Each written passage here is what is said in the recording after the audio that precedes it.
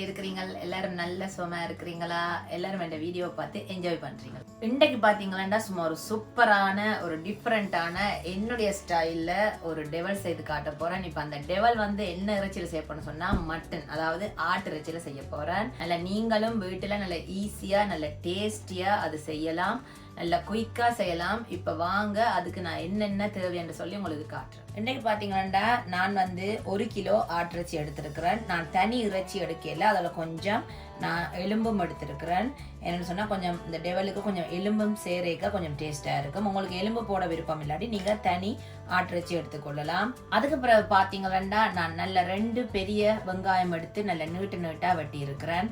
அதுக்கு பிறகு ஒரு 10 உள்ளி எடுத்திருக்கிறேன், அதோட ஒரு சின்ன துண்டு இஞ்சி. அதுக்கு பிறகு பாத்தீங்கன்னா நல்ல காரமான பச்சை மிளகாய், இது உங்களோட அளவுக்கு நீங்க போட்டுக்கொள்ளலாம். நான் ஒரு 6ல இருந்து 7 பச்சை மிளகாய் எடுத்திருக்கிறேன். உங்களுக்கு உரைப்பு கூட போட விருப்பம், நீங்க பச்சை மிளகாய் கொஞ்சம் கூட சாப்பிட விருப்பம் நீங்க கூட போட்டுக்கொள்ளலாம். அதுக்கு பிறகு பாத்தீங்கன்னா இது வந்து உரைப்பில்லாத மிளகாய். நம்மள எல்லா இடத்துலயுமே இது கிடைக்கும், இதுல உரைப்பு இருக்காது பெருசா. அப்ப நான் இதுல ஒரு 3 மிளகாய் எடுத்திருக்கிறேன். உங்களுக்கு கறி மிளகாய் போட விருப்பம் நீங்க கறி மிளகாய் போடலாம், இல்லாட்டி வந்து இந்த பெல்லி பேப்பர் சொல்லுவேன் அது போட விருப்பம் நீங்க அது போடலாம். நான் இன்னைக்கு இந்த மிளகாய் தான் எடுத்திருக்கிறேன். அதுக்கு பிறகு ஒரு கொஞ்சம் கறிவேப்பிலை. இவ்வளவு தான் இந்த டெவலுக்கு நாங்க போட்டு மிக்ஸ் பண்றதுக்கு தேவையான பொருள். இப்ப நான் என்னென்ன சோஸ் ஐட்டம் எடுத்திருக்கேன்னு சொல்லி உங்களுக்கு காட்டுறேன்.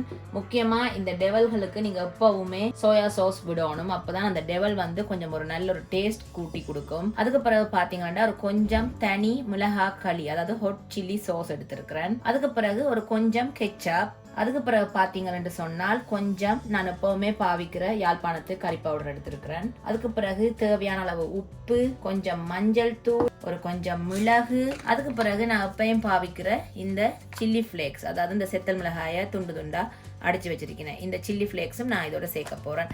இப்ப இவ்வளவு தான் இந்த டெவல் செய்யறதுக்கு எங்களுக்கு தேவையான பொருள். இப்ப முதல்ல பாத்தீங்கன்னு சொன்னா நான் இப்ப இந்த இறைச்சியை பொரிச்செடுக்க போறேன். இப்ப இந்த பொரிச்செடுக்கிறதுக்கு என்னென்ன போட்டு நான் மிக்ஸ் பண்ண போறேன்னு சொன்னால் கொஞ்சம் தேவையான அளவு உப்பு போட போறேன். அதுக்கு பிறகு பாத்தீங்கன்னா ஒரு கொஞ்சம் இந்த யாழ்ப்பாணத்து கறித்தூள்,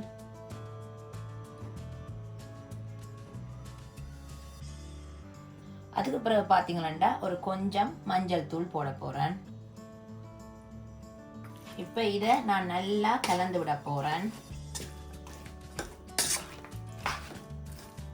இப்ப பாத்தீங்கன்னு சொன்னா நான் மிளகாத்தூள், மஞ்சள் தூள், உப்பு இதெல்லாம் போட்டு நல்லா கலந்து விட்டுருக்கேன். இப்ப இதை வந்து நான் என்ன செய்ய போறேன்னு சொன்னால் ஒரு அரை மணித்தியாலம் இது நல்லா ஊறட்டும். அப்பதான் இந்த இறைச்சியில நல்ல உப்பு இந்த காரம் எல்லாம் நல்லா ஊறி நல்ல டேஸ்டா வரும். இப்ப இதை நான் வந்து ஒரு அரை மணித்தியாலம் நல்லா இப்படியே ஊற விட போறேன். இப்ப பாத்தீங்கன்னு சொன்னா இந்த இறைச்சி நான் நல்லா அரை மணித்தியாலம் நல்லா ஊற விட்டுருக்கிறேன். இப்ப அடுத்ததா இந்த இறைச்சியை நான் கொஞ்சம் கொஞ்சமா பொரிச்செடுக்க போறேன். இப்ப நான் ஒரு நல்ல குண்டான சட்டியில எண்ணெய் விட்டு, எண்ணெய் நல்லா சூடா இருக்கணும், அப்பதான் இந்த இறைச்சி நல்லா அவிஞ்சு பொரிஞ்சு வரும். அப்புறம் நீங்க கேட்க கூடாது என்னண்டு அவிஞ்சதுன்னு சொல்லி. நல்ல சூடான எண்ணெய்க்குள்ள நீங்கள் இறைச்சி பொரிக்க போடைக்க உள்ளுக்கும் நல்லா அவிப்படும். அதே நேரத்துல இந்த இறைச்சியை வந்து நல்ல ஒரு அளவான துண்டாயும் வெட்டி இருக்கணும், நல்ல பெருசாயும் வெட்டக்கூடாது. இப்ப நான் இந்த கொதிக்கிற எண்ணெய்க்குள்ள இந்த இறைச்சியை கொஞ்சம் கொஞ்சமா போட்டு பொரிச்செடுக்க போறேன். பாருங்க எண்ணெய் அவ்வளவு நல்ல சூடா இருக்கு, போட்டோன்னு சும்மா அந்த மாதிரி பொரியிற சத்தம் உங்களுக்கு கேட்கும். ஊர்ல எல்லாம் உங்களோட அம்மா மேர் இந்த ஆட்டிறைச்சி சமைச்சா ஆட்டிறைச்சி பொரிச்சும் தருவினேன். அதே போலதான் இதையும் நாங்க பொரிச்செடுக்கிறோம். இப்போ பார்த்தீங்கன்னா நான் இந்த இறைச்சியை வந்து கொஞ்சம் பிரட்டி விடுறேன், அப்போதான் நல்லா எல்லா இடமும் நல்லா பொரிஞ்சு வரும். நீங்கள் அப்படியே போட்டுட்டு நீங்கள் அதை பிரட்டாமல் விட்டீங்கன்னு சொன்னால் ஒழுங்காக அது பொரிப்படாது, ஒரு பக்கம் பொரிஞ்சு ஒரு பக்கம் பொரியாமல் இருக்கும். அப்போ நீங்கள் என்ன செய்யணும்னு சொன்னால் ஒரு இறைச்சி போட்டு ஒரு கொஞ்சம் நேரத்தால் நீங்கள் இதை ஒருக்கா பிரட்டி விட்டீங்கன்னு சொன்னால் இறைச்சி எல்லா இடமும் நல்லா பொரிஞ்சு வரும். இப்போ பார்த்தீங்கன்னு சொன்னால் இந்த இறைச்சி பாருங்கள் நல்லா பொரிஞ்சிட்டுது. இதை வந்து நீங்க ஆகலும் நல்லா முருகவும் பொரிய விடக்கூடாது, ஒரு அளவு அரைப்பதமாக தான் நீங்க பொரிக்கணும். அப்போதான் நாங்கள் இந்த சோஸ் எல்லாம் போட்டு கிண்டேக்க வந்து கொஞ்சம் நல்ல கல்லுத்தன்மை இல்லாமல் நல்லா சாப்பிட்றதுக்கு கொஞ்சம் சாஃப்டாக இருக்கும். இப்போ நான் பார்த்தீங்கன்னு சொன்னால் இந்த பாருங்க இந்த பதத்தில் இதை நான் பொரிச்சு எடுத்துருக்கிறேன்.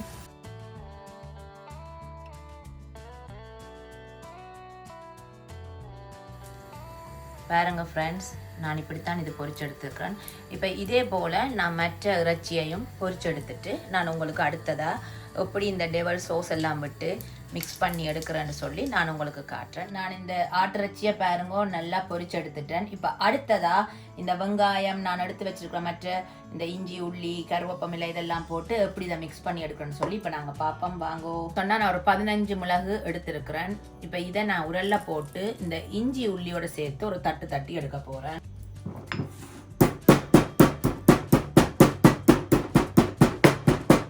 பார்த்தீங்கன்னா மிளகாய் இப்படி நான் ஒரு அளவான அறுவல் நொறுவல் பதத்துக்கு நான் இடிச்சிருக்கிறேன். இப்போ அடுத்ததா இதுக்குள்ள இந்த இஞ்சியையும் உள்ளியையும் போட்டு இடிச்செடுக்க போகிறேன்.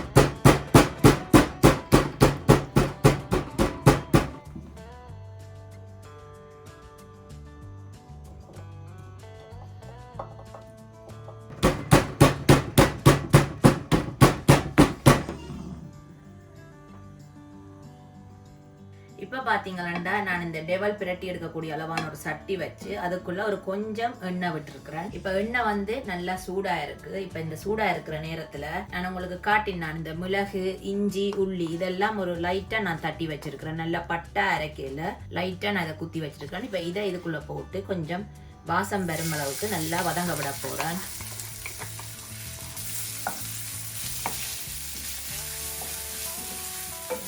நான் போட்ட இந்த இஞ்சி உள்ளி இந்த பச்சை தன்மை இல்லாம நல்லா வதங்கி வந்துட்டுது. இப்ப நல்லா வதங்கின பிறகு நான் என்ன செய்ய போறேன்னு சொன்னா நான் உங்களுக்கு ஏற்கனவே காட்டினேன் அந்த உரைப்பில்லாத பெரிய பெரிய மிளகாய்.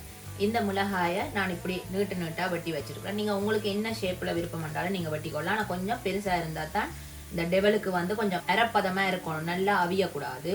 அப்பதான் இந்த கடிப்படைக்க இறைச்சியோட நல்லா இருக்கும். இப்ப நான் என்ன செய்ய போறேன்னு சொன்னா இந்த வெட்டி வச்சிருக்கிற இந்த வெங்காயத்தை இதுக்குள்ள போட போறேன். வெங்காயம் வந்து நல்லா வதங்கக்கூடாது, ஒரு அரை பச்சை பதமா இருக்கும். நம்ம எப்போவுமே டெவலுக்கு இந்த வெங்காயத்தை போட்டு ஒரு 2 நிமிஷம் இதை நல்லா வதங்க விடுவோம். அதாவது நல்லா நான் சொன்ன மாதிரி நல்லா வதங்கக்கூடாது. ஒரு கடிக்கக்குள்ள வந்து கொஞ்சம் ஒரு இடையில ஒரு பச்சை தன்மை இருக்கும். நீங்க நார்மலா அந்த டெவல்கள் சாப்பிட்டுருப்பீங்க கடைகள்ல, சரி அதில் பாருங்க எப்போவுமே வெங்காயம் வந்து கொஞ்சம் பச்சை தன்மையா தான் இருக்கும். இப்போ நான் இந்த வெங்காயத்தை போட்டு ஒரு சுமார் 2 நிமிஷத்துக்கு இதை நான் ஒரு கிளறி இருக்கிறேன். இப்போ அதோடய நான் இந்த வெட்டி வச்சிருக்கிற இந்த மிளகாயையும் இதோட போட போறேன்.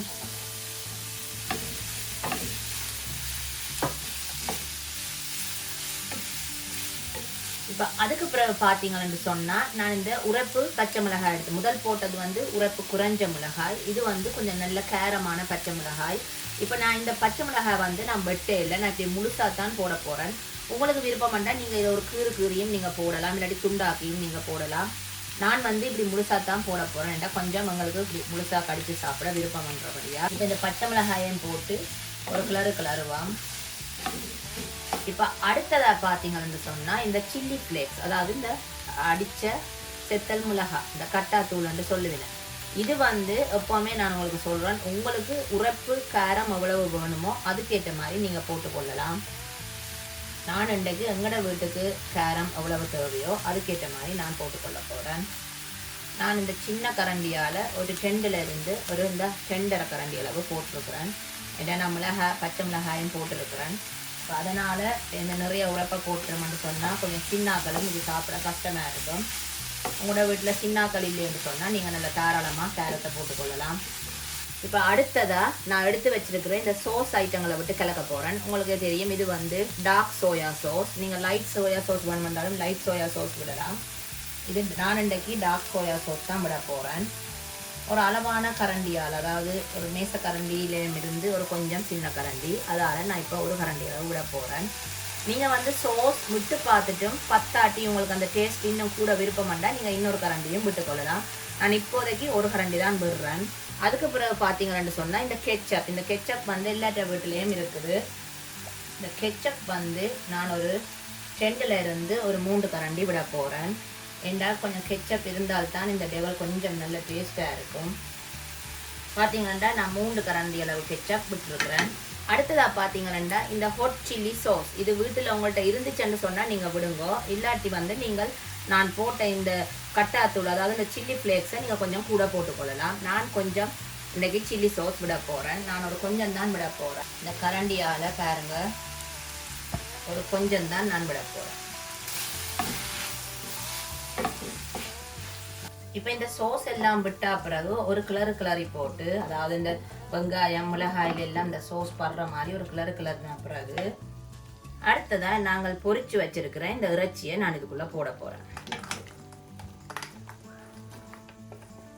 இப்போ இந்த இறைச்சியை போட்ட பிறகு நல்ல பொறுமையா இந்த சோஸ் எல்லாம் இந்த இறைச்சியில படுற மாதிரி நல்லா இப்போ இதை கலந்து விட போறேன். சும்மா பார்த்தீங்கன்னு சொன்னா பாருங்க, சும்மா இந்த பச்சை மிளகாய் எல்லாம் இந்த டெவல்ல சும்மா அந்த மாதிரி நல்ல கலரா இருக்கு.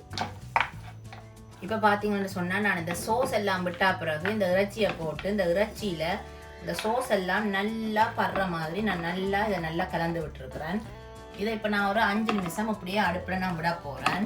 ஆனால் அடுப்பை நல்லா குறைச்சி விடுங்க, கூட்டி விட்டுறாதீங்க. சும்மா ஒரு சாதாரண ஒரு சூட்டில் அந்த சோஸ் எல்லாம் கொஞ்சம் அந்த இறைச்சியில் ஊறுந்தனைக்கும் ஒரு 5 நிமிஷம் விட்டால் போதும். அதுக்கு அடுத்ததான் நான் என்ன செய்ய போகிறேன்னு சொன்னேன், இந்த எடுத்து நான் கழுவி வச்சிருக்கேன் இந்த கறிவேப்பிலையை இதுக்குள்ளே நான் உருவி போட போகிறேன். இப்போ இந்த கறிவேப்பிலை போட்டா பிறகு ஒரு கிளறு நீங்க சொன்னா அந்த சூட்டுக்கு நீங்க போட்ட அந்த கறிவேப்பிலையோட அந்த வாசம் என்ன நடக்கும்னு சொன்னா இந்த இறைச்சியில நல்ல ஒரு வாசம் வரும். அது சும்மா அந்த மாதிரி இருக்கும்.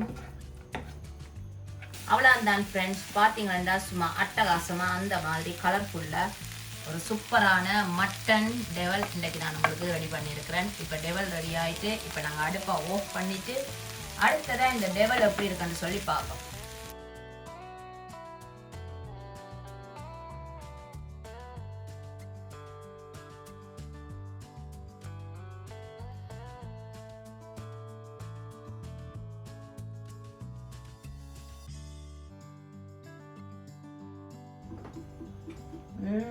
சும்மா அந்த மாதிரி சூப்பரா என்னது டெவல் ரெடி ஆயிட்டு சும்மா நீங்க கடையில கூட இந்த டெவல் தோத்து போயிடும், அவ்வளவு சூப்பரா இருக்கு. அப்படிதான் சும்மா சொல்லுவோம். சரியா பாத்தீங்கன்னு சொன்னா இன்னைக்கு நல்ல ஈஸியா நீங்களும் வீட்டுல செய்யக்கூடிய மாதிரி நான் இன்னைக்கு மட்டன் டெவல் உங்களுக்கு செய்து காட்டி இருக்கிறேன். சும்மா அந்த மாதிரி நல்ல கலர்ஃபுல்லா இருக்கு பாருங்க. நீங்களும் இது ஈஸியா வீட்டுல நல்ல வடிவா செய்து கொள்ளலாம். இப்போ பார்த்தீங்கன்னு சொன்னால் இந்த டெவல் வாசம் சும்மா இந்த வீடு முழுக்க சுற்றி கொண்டிருக்குது. இப்போ நான் இது எப்படி இருக்குன்னு சொல்லி சாப்பிட்டு பார்க்க போகிறேன். ஒரு சின்ன துண்டு எடுத்து